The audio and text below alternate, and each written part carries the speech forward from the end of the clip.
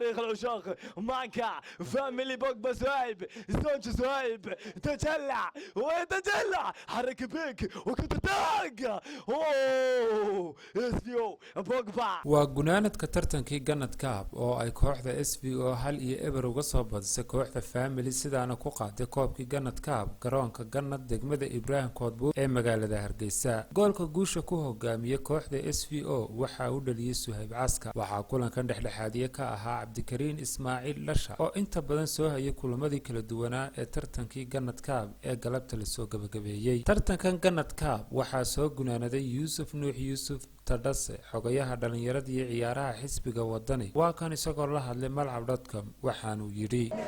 waxaan aad iyo aad ugu mahadcelinayaa marka koowaad dhalinyarada tartankan soo qabanqaabisay iyo cid walba oo kala qayb qaadatay gaar ahaan Maxamed Haada oo runtii isagu tartankan aad iyo aad u soo abaabulay iyo dhalinyarada kale iyaguba la soo abaabulay runtii waan jecelahay inaan dhiirigelino tartankan iyo tartana lamidaba haddii ilaahay yiraahdo waxaan jecelahay Maxamed Haada iyo dhalinyarada kale tartamada soo qabatay inaan la soo xidhiidho insha Allah haddii la yiraahdo xarunta xisbiga wadani wuxuu diyaar u yahay dhalinyarada ciyaaraha inuu runtii wax la qabto waxaan ballan qaadayaa tartankan ka dambeeya haddii ilaahay yiraahdo in maalgelintiisa iyo wixii ku baxaya iyo koobabkiisa wax oo dhanba aan runtii idinkala qabi qaadan doono haddii ilaahay yiraahdo halkan oo kale waxay wasaaradda dhalinyarada ee ciyaaraha inay ka muuqataan wasaaradda dhalinyarada ee ciyaaraha waxaan u soo jeedin inaanay dayicin kooxaha ka dhisan degmada Koodbuur iyo 12 kooxood ka dhiskuin maanta oo kale waxay inay ka muuqato oo wixii ay ugu tala gashay dhalinyarta iyo waxa uu qabsoomaya inay halkan ka sheegtaaba maxamed oo miisaaniyad bayn ku leenahay wasaaradda dhalinyarada ee ciyaaraha waa hantida kaliya ay qaranka aynu ku leenahay waxay cid kale leedahay maaha waa inay kula xisaabtanaa miisaaniyadda halkee baad geyseen wixii aad wax lagu qaban leedeen qaranka Soomaaliland waynu wada leenahay imika ciyaarihii si fiican bay u socdeen ciyaaraha xiriirka kubadda cagta Soomaaliland ayaa ammaanteeda leh ciyaarihii socday runtii anaguna qayb baan ka ahayn in ciyaaraha la qabto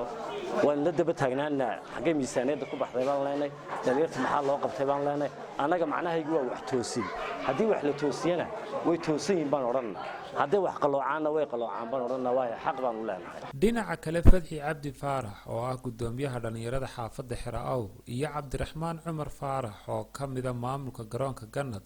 oo madasha gunaanadka tartankii Ganad Cup si wada jira ula hadlay malcab.com ayaa waxay yiraahdeen waxaan maanta joognaa xafladii gunaanadka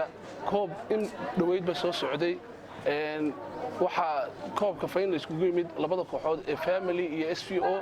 sidoo kale waxaan u mahadnaqanaa xogayaha dhalinyarada ee ciyaaraha xisbiga wadani Mr. Tadase anigoo jaaniskan ka faa'iideysanaya waxaan fariin u dirayaa maayarka caasimadda Hargeysa Cabdikariin Axmed Mooge maayar anaga oo baaxadda iyo culayska ay leedahay magaalada Hargeysa waxaan ka codsanaynaa inaad sida ugu dhaqsiyaha badan leh u soo gaadho garoonkayagii oo doox iyo buur loo kala garan laayay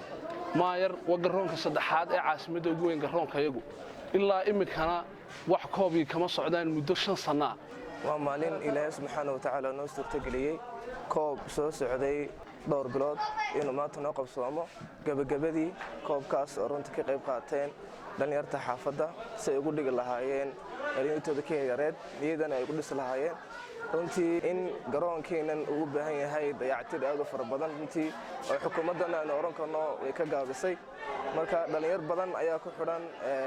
garoonkan degmo dhan buu ku yaala oo loo yiraahdo Ibrahim Koodbuur garoon kalena male waxaan rajaynaynaa insha Allah garoonkan inay dhalinyartu hagaajiyaan ay u qurxiyaan si dhalinyartiina ay motivation iyo dhiirigelin ay ugu noqoto kulley labada kooxoodna maadaama anagu kuwa dharka cadaanka ee xaafadeeda aan taageerayo laakiin labada kooxood waxaan rajaynayaa guul wacan inay guuleystaan si kastaba kooxda SVO ayaa hal iyo eber uga soo badisay kooxda Family sidaana ku qaaday koobkii Ganad Cup garoonka Ganad degmada Ibrahim Koodbuur ee magaalada Hargeysa Axmed Taye Qaran wararka malcab magaalada hargeysa.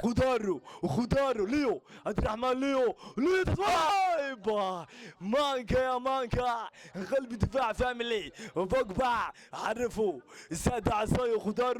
خضارو وخبرة السنين ولاعبين وكل لاعب افضل لاعبين كسو عياري حوالي كسو عياري فلوجة وكسو عياري ملقستا